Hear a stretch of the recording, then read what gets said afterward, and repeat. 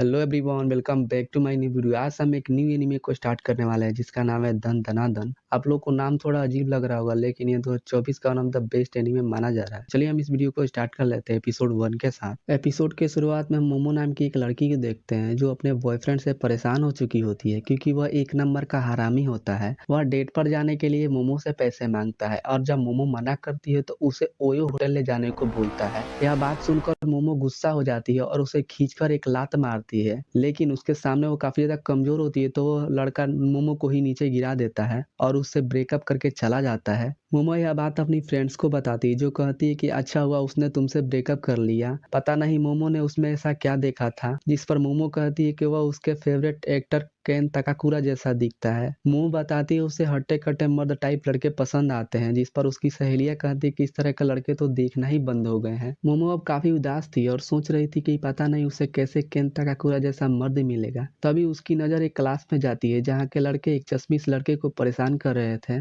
और उस पे कागज फेंक रहे थे। वह बस अपनी मैगजीन पढ़ रहा था। मोमो को यह अच्छा नहीं लगता तो वह उस लड़के के पास जाकर बैठ जाती है, जिससे वे लोग कागज फेंकना बंद कर देते हैं। मोमो अब क्लास से बाहर आ जाती है और मन में सोचती है कि वह अपना गुस्सा किस पर निकाले। तभी वह लड़का मोमो के पास आता है। उसे लग रहा था मोमो उसे पसंद करती है, इसीलिए वह उसके पास आकर बैठी थी। मोमो बोलती है शायद तुम्हें कोई गलतफहमी हुई है, और मोमो को उसमें जरा सा भी इंटरेस्ट नहीं होता है। फिर वह लड़का मोमो को अपना मैगजीन दिखाने लगता है कि कैसे एलियंस और यूएफओ होते हैं, लेकिन सरकार इस बारे में कुछ नहीं बताती। लेकिन ऐसे कई सारे सबूत है जिसमें एलियंस को देखा गया है। मोमो बोलती है उसे नहीं लगता एलियंस या यूएफओ होते हैं और इसके बारे में उसे कुछ नहीं जानना। इतना कहकर मोमो जाने लगती है। फिर भी वह लड़का एलियंस के बारे में बड़बड़ाने लगता है और मोमो गुस्सा होकर यहाँ से जाने लगती है और कहती है कि शायद इसलिए तुम्हारा कोई दोस्त नहीं है। यह सुनकर उस लड़के को बहुत बुरा लगता है। उसके हाथ से वो किताब गिर जाती है। मोमो को तुरंत ही एहसास होता है कि शायद उसने कुछ ज्यादा ही सुना दिया। वह उस किताब को उठाकर उस लड़के को दे देती है और सॉरी बोलती है और कहती है उसे नहीं लगता एलियंस होते हैं। लेकिन मोमो का मानना है कि भूत सच में होते हैं। यह सुनकर वह लड़का हंसने लगता है। वह कहता है भूत जैसी कोई चीज नहीं होती, पागल हो क्या। यह सुनकर मोमो गुस्सा हो जाती है और अब दोनों लड़ने लगते हैं। मोमो का कहना था कि भूत सच में होते हैं, एलियंस नहीं। वहीं उस लड़के का मानना था कि एलियंस होते हैं। इन्हें लड़ते हुए मोमो की सहेलियां देख लेती है और उन्हें लगता है कि मोमो का अपना नया बॉयफ्रेंड मिल गया और दोनों की जोड़ी काफी अच्छी लग रही थी। मोमो उस लड़के को चैलेंज करती है कि वह किसी भूतिया जगह पर जाकर दिखाए और अगर उसे भूत दिखाई देता है तो वह मोमो का नौकर बन जाएगा। लेकिन वह लड़का भी बोलता है मोमो उसकी बताई हुई जगह पर जाकर दिखाए और अगर उसे एलियंस दिखाई देते हैं तो मोमो उसकी नौकर बनना होगा। अब दोनों को चैलेंज मंजूर था। अब रात होती है तो मोमो नागी जनरल हॉस्पिटल पहुंच जाती है जो कई सालों से बंद पड़ा था। मोमो ने उस लड़के का नंबर ले लिया था। वह लड़का मोमो से बताता है कि यह हॉस्पिटल एलियंस का अड्डा माना जाता है। अगर वह इसके छत पर जाएगी तो उसे जरूर एलियंस दिखेंगे और उसके बॉडी के साथ एक्सपेरिमेंट करेंगे। मोमो अब उस लड़के से पूछती है कि क्या तुमने कभी एलियंस देखा है। इस पर वह लड़का बोलता है कि देखा होगा, लेकिन एलियंस ने उसकी मेमोरी मिटा दिया होगा। उस लड़के के बातों से मोमो को यह एहसास हो जाता है कि उसने भी आज तक एलियंस या यूएफओ नहीं देखा और लड़का भी मोमो की बताई हुई जगह पर पहुंच गया था जो एक पुराना टनल होता है। मोमो बताती है कि ये टनल बहुत ज्यादा भूतिया है, ऐसा उसने ऑनलाइन पढ़ा है। वह लड़का बोलता है कि वह इस टनल में जाकर साबित कर देगा कि भूत जैसी कोई चीज नहीं होती है, ठीक है ना। लेकिन फिर भी उसे डर लग रहा था। फिर वह गाना गाते हुए अंदर जाने लगता है। उस लड़के को भी पता चल जाता है कि मोमो ने भी कभी भूत नहीं देखा और उस पर चिल्लाने लगता है कि जब उसने कभी भूत नहीं देखा तो वह उन पे यकीन कैसे कर सकती है। इस पर मोमो कहती है कि उसकी दादी आत्माओं से बात कर सकती थी। मोमो को उसकी दादी ने ही पाला है और उसके पेरेंट्स मर चुके हैं। मोमो उस लड़के को बताती है कि जब वह छोटी थी तो वह अपने सर पर हाथ रखकर बाहर निकलती थी। उसकी दादी का कहना था कि इससे बुरी शक्तियां दूर रहती हैं। वो अपने सर पर हाथ रखकर ही स्कूल जाती थी और बाकी लड़के उसका मजाक उड़ाते थे। मोमो जिस लड़के को पसंद करती थी वह भी उसका मजाक उड़ाया करता था, जिससे मोमो को बहुत बुरा लगता था। उसे अपने दादी से नफरत हो जाती है, जिसके बाद वह कई दिनों तक अपनी दादी से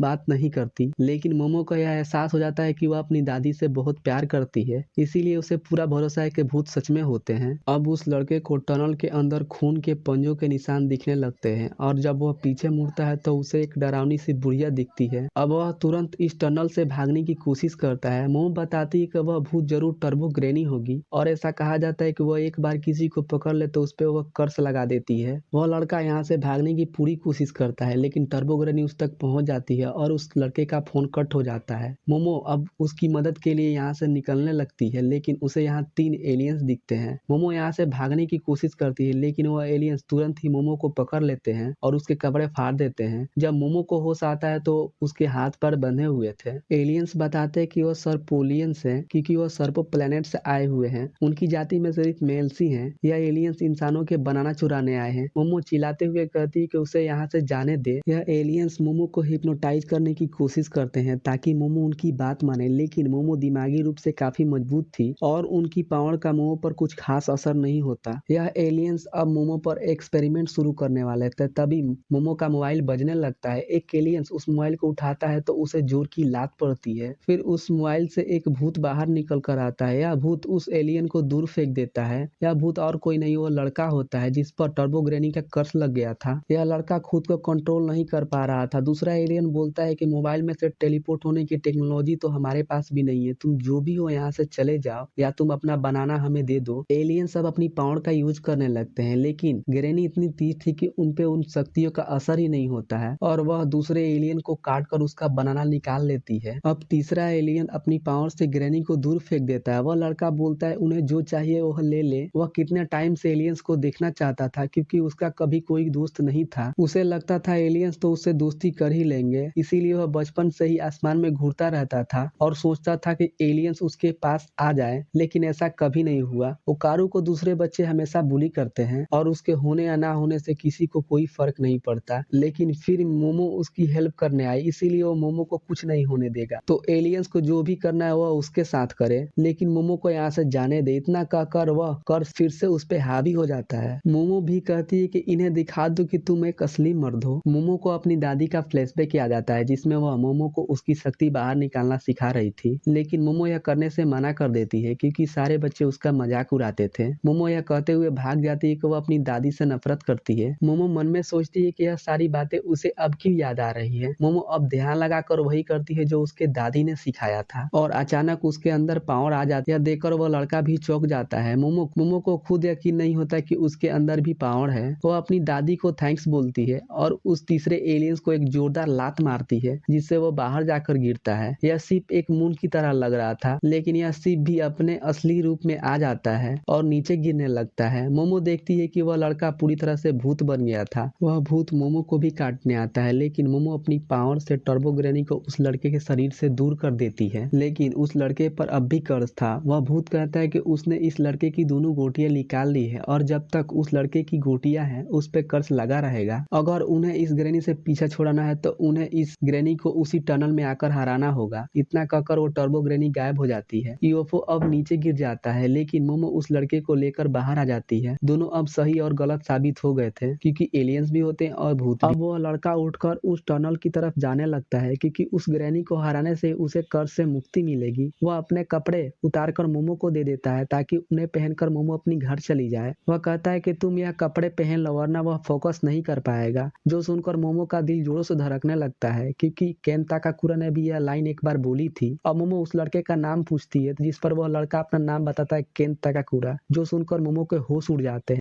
और मोमो को पता चलता है कि उस लड़के का नाम केन ताकाकुरा है, जो मोमो के फेवरेट एक्टर का भी नाम है, जिसकी मोमो बहुत बड़ी फैन है। मोमो मना करती है कि तुम्हारा नाम केन ताकाकुरा नहीं हो सकता, जिस पर वह लड़का कहता है कि तुम मानो या ना मानो पर यही मेरा नाम है। इधर मोमो अपने कान बंद कर लेती है और चिल्लाने लगती है, जिससे ओकारू का कर्ज उस पर हावी होने लगता है और वह ग्रैनी बन के कहता है कि तुम अपना केला मुझे दे दो। लेकिन एक सेकंड, मोमो तो लड़की है ना, खैर मुझे क्या। और मोमो को गुस्सा आता है तो वो अपने पावर से ग्रैनी को दूर फेंक देती है और उसका कर्ज भी शांत हो जाता है। और मोमो कहती है कि हमें एक रूल सेट करने चाहिए, तुम अपना यह नाम कभी नहीं बोलोगे। मोमो कहती है कि उसे ओकारू का नाम अच्छा लगता है तो उसे ओकारू ही बुलाएगी और वो अपना असली नाम मोमो के सामने नहीं बोलेगा। अब ओकारू के पास कोई चॉइस नहीं होती तो वो इसके लिए मान जाता है। मोमो उसका मजाक उड़ाती है कि शायद तुम्हारा नया नाम तुम्हें पसंद आया, तुम्हारा चेहरा भी लाल हो रहा है। ओकारू शर्मा के अपना मुंह फेर लेता है। अब सुबह हो जाती है, यानी ग्रैनी बाहर नहीं आएगी। ऑफिस सी बात है यार, भूत तो रात को ही बाहर निकलते हैं ना। मोमो ओकारू को उसके घर चलने को बोलती है। ओकारू उन कपड़ों में उसकी दादी की तरह लग रहा था।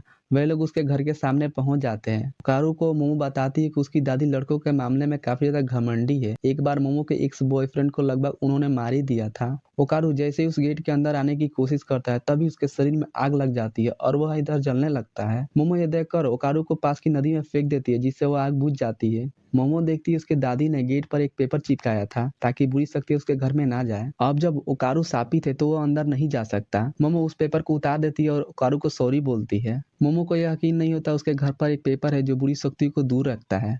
ओकारू डरते हुए अंदर आता है, लेकिन इस बार उसे कुछ नहीं होता है। लेकिन वह कहता है उसके शरीर में खुजली हो रही है। मोमो उसके बालों का मजाक उड़ाती है जो उसके दादी की तरह दिख रहे थे। अब मोमो अपनी दादी को बुलाती है, लेकिन शायद उसकी दादी घर पर नहीं थी। मोमो को अपने कपड़े चेंज करने थे तो वो ओकारू को गेट के बाहर ही रुकने को बोलती है, लेकिन जैसे ही वो गेट बंद करता है वह कर्स उस पे हावी हो जाता है और गेट खोल के अंदर आ जाता है। लेकिन मोमो यह देख लेती है, वह उसके कर्स को शांत करती है। फिर मोमो ओकारू को कपड़े देती है जो लड़कियों को होते हैं, लेकिन उसके पास कोई चॉइस नहीं थी तो उन कपड़ों को पहन लेता है। अब मोमो ओकारू से पूछती है तुम्हारा केला गायब हो चुका है ना। अब ओकारू अपना पैंट चेक करता है, उसका केला सच में गायब हो चुका होता है। वो यही कहता है। मोमो मजाक में कहती है उसे भी देखना है। ओकारू उसे साफ मना कर देता है। मोमो कहती है जब वहाँ कुछ है ही नहीं तो देखने में कैसी शर्म। ओकारू मोमो पर भड़कने लगता है कि यह सब उसी की गलती है, उसी ने उस टनल में जाने का चैलेंज दिया था। जिस पर मोमो कहती है कि तुम अपनी फालतू कहानियां सुनाने तुम मेरे पास आए थे। वह एलियंस के बारे में बड़बड़ा रहा था, तब जाकर मोमो ने उसे शर्त लगाई थी। फिर जब मोमो उसके पास से गई तो वह मौका गंवाना नहीं चाहता था, इसीलिए वो उसके पास गया था। इधर ओकारू मोमो से माफी मांगता है कि उसकी वजह से यह सब उस झमेले में फंस गए। जब यह सब कुछ खत्म हो जाएगा तो वह उसे इग्नोर कर सकती है। मोमो उसे समझाती है कि यही तुम्हारी प्रॉब्लम है, तुम कुछ भी सोच लेते हो, इसीलिए तुम्हारा कोई दोस्त नहीं है, तुम ही लोगों को दूर कर देते हो। लेकिन मोमो उसे इग्नोर नहीं करेगी, वह दोनों ओकल्ट के बारे में खूब सारी बातें करेंगे। यह सुनकर ओकारू की आंखों में आंसू आ जाता है। अब मोमो कहती है कि वह कुछ बोले, जिस पर ओकारू कहता है कि तुम कितनी बदसूरत हो, सामने वाले के मुंह पर बेइज्जती कर देती हो। यह सुनकर मोमो भड़क जाती है और उससे लड़ने लगती है। तभी इनके घर की घंटी बजती है। ओकारू कहता है कि शायद तुम्हारी दादी घर पर आ गई। मोमो कहती है उसने घंटी पहली बार सुनी है, उसकी दादी ने बताया था उसके घर पे 2 घंटियां हैं, एक इंसानों के लिए और दूसरी आत्माओं के लिए। मोमो ने उस जादुई पेपर को निकाल दिया था तो एक भूत उनके घर तक आ गया था। ओकारू बोलता है कि अब हम क्या करें, जिस पर मोमो कहती है कि वह उस तालिस्मान को वापस लगा देगी जिससे वह भूत भाग जाएगा। ओकारू कहता है उससे तो मैं भी जलने लगूंगा। अब मोमो ओकारू को गेट के बाहर ही जाने को बोलती है। अब दोनों पीछे के रास्ते से बाहर निकल जाते हैं। वह देखते हैं उनके ऊपर एक बादल छा गई थी, जैसे रात हो गई हो। उन दोनों की तरफ एक बड़ी सी दीवार बन जाती है। अब मेन गेट भी सील हो जाता है, यानी ये दोनों यहाँ फंस गए हैं। अब यहाँ काला धुआं फैलने लगता है, जिसके बाद मोमो के नाक से खून बहने लगता है। इधर ओकारू की भी हालत खराब होने लगती है। तभी इन दोनों को अपने ऊपर एक बड़ा सा मॉन्स्टर दिखाई देता है जो कहता है कि तुमने अपना वादा तोड़ दिया। इतना कहकर वह मॉन्स्टर इन दोनों को एक जोरदार पंच मारता है, लेकिन वह दोनों उसके सामने से हट जाते हैं। अब यह दोनों चिल्लाते हुए उस मॉन्स्टर से भागने लगते हैं। अब वह भूत बोलता है कि तुम अपना केला मुझे दे दो। यह दोनों घर के पीछे जाकर छुप जाते हैं। मोमो कहती है कि यह किस तरह का भूत है, जिस पर ओकारू कहता है कि यह भूत नहीं, एक एलियन है। वह उसके कॉलर से पहचान गया है कि वह एक मॉन्स्टर है। इन्हें सबसे पहले अमेरिका के एक शहर में देखा गया था। यह एलियंस 3 मीटर लंबे होते हैं। अब मोमो को समझ नहीं आता कि इस एलियन ने भूत वाली घंटी कैसे बजा दी। ओकारू कहता है स्टडीज के हिसाब से जो लोग आत्माओं को देख सकते हैं वो यूएफओ भी देख सकते हैं। मोमो कहती है कि अगर उन्होंने जल्दी कुछ नहीं किया तो वो लोग जल्दी मारे जाएंगे, क्योंकि वह भूत एक काले धुएं फैला रहा था। अब मोमो अपनी पावर का यूज नहीं कर सकती। ओकारू अब मोमो से कहता है कि वह उसके कर्ज को आजाद कर दे, मैं उससे लड़ूंगा। अब मोमो ओकारू से पूछती है कि अब उसे क्या हुआ, जिस पर ओकारू कहता है कि उसे एलियन से डर नहीं लगता। वह मॉन्स्टर इन्हें फिर से ढूंढ लेता है और इन्हें फिर से भागना पड़ता है। मोमो कहती है कि वो अपने पावर को उतने अच्छे से यूज नहीं कर सकती। ओकारू कहता है उसे ट्राई करना होगा। मोमो अब उसकी बात मान जाती है। फिर वह ग्रेनी वाले फॉर्म में ट्रांसफॉर्म हो जाता है। अब ओकारू मोमो को उठाकर सुरक्षित जगह ले जाता है ताकि मोमो को कुछ ना हो। ओकारू बिल्कुल ही बदल गया था और किसी हीरो की तरह बात करने लगता है कि यह पावर्स तो बिल्कुल कमाल की है और मेरा दिमाग बिल्कुल ठंडा है और मैं अपने कंट्रोल में हूँ। मोमो को कुछ समझ नहीं आता कि इसकी बोलचाल कैसे बदल गई। ओकारू माफी मांगता है कि सॉरी मैं एक अजीब लड़का हूँ, जो केन तकाकुरा की फेमस लाइन है। मोमो गुस्से में बोलती है कि लाइन मारना बंद करो। अब वो एलियंस ओकारू को अपने हाथों से कुचलने की कोशिश करता है, लेकिन ओकारू का शरीर अपने आप ही वहाँ से हट जाता है और वह अपने दांतों से उस एलियन की कुछ उंगलियां काट देता है। शायद ग्रेनी की असली पावर भी यही है। ओकारू इतना तेज हो गया था कि मोमो को दिख भी नहीं रहा था, लेकिन ओकारू अचानक से ही खून की उल्टियां करने लगता है। वह मॉन्स्टर फिर से ओकारू पर अटैक करता है और उसे कुचलने की कोशिश करता है, लेकिन मोमो अपनी पावर से ओकारू को अपनी तरफ खींच लेता करती है। वह माफी मांगता है कि उसकी बॉडी उस कर्ज को झेल नहीं पा रही है। उसे ऐसा लग रहा था उसके शरीर के लाखों टुकड़े हो जाएंगे। इतनी स्पीड से इंसान का शरीर मूव नहीं कर सकता। पता नहीं वो इस एलियन को कैसे हरा पाएंगे। अब मोमो नोटिस करती है कि वो मॉन्स्टर एक सुमो रेसलर की तरह लड़ रहा था। अगर इन्होंने उसके हाथ को धरती से टच करवा दिए तो यह लोग जीत जाएंगे। यह लोग अब उसके पैरों पर अटैक करने की सोचते हैं ताकि उसे गिरा सके। ओकारू वापस कर्स में ट्रांसफॉर्म हो जाता है। वह दोनों उसकी पैरों की तरफ भागने लगते हैं। ओकारू बिजली की रफ्तार से उस एलियन का 2 पैर तोड़ देता है। मोमो अपनी पावर से उस एलियन को गिरा देती है। उसका एक हाथ जमीन से छूते ही वह खत्म हो जाता है, लेकिन वह मॉन्स्टर 2 और पैर लुगा लेता है। वह मोमो को उठाकर जोर जोर से दीवार में मारने लगता है। फिर भी मोमो ओकारू के कर्स को कंट्रोल में रखती है और उस एलियन को चीटर बुलाती है। अब वो एलियंस बार बार मोमो को मारने लगता है, जिससे ओकारू को उसकी चिंता होने लगती है। वह मोमो से कहता है वो उसके कर्स को आजाद कर दे। मोमो अब ओकारू को अपने पावर से उस छेद में खींच लेती है, फिर उस पेपर को लगा देती है, जिससे वह एलियन जलकर खाक हो जाता है। और यह अब दोनों असली दुनिया में आ गए थे। अब सब कुछ नॉर्मल हो गया, लेकिन ओकारू का कर्स मोमो के बिना कंट्रोल में नहीं रहता। मोमो नोटिस कर दिए कि ओकारू का हेयर स्टाइल बिल्कुल ही बदल गया था। अब मोमो काफी थक गई थी तो वो यहीं पर बेहोश हो जाती है और उसके बेहोश होते उसका कर्स उस पर हावी हो जाता है। फिर वह पूरी तरह से टर्बो ग्रैनी में ट्रांसफॉर्म हो जाता है।